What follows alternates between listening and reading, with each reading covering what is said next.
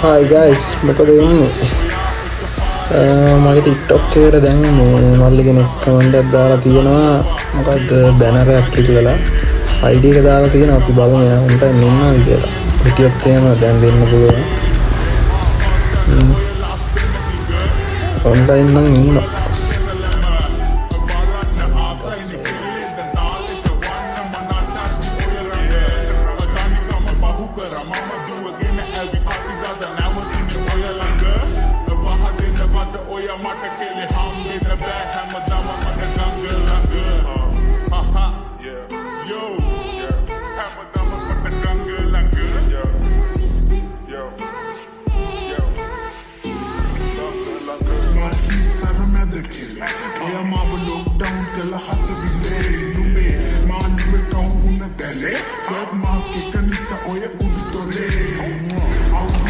ඔන්නේ නම් මේ මල්ලිගේ ගිෆ්ට් එකක් මම දුන්නා.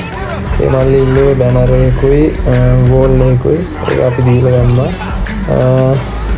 ඔයාලට කියන්න තියෙන්නේ අනිවාර්යෙන් අපේ TikTok channel එකයි YouTube channel එකයි subscribe කරලා තියාගන්න. අනිවාර්යෙන් අපේ වීඩියෝ එක like කරන්න, comment එකක් දාන්න පුළුවන් නම්. එහෙනම් අපි අලුත් වීඩියෝ එකකින් හමු. bye.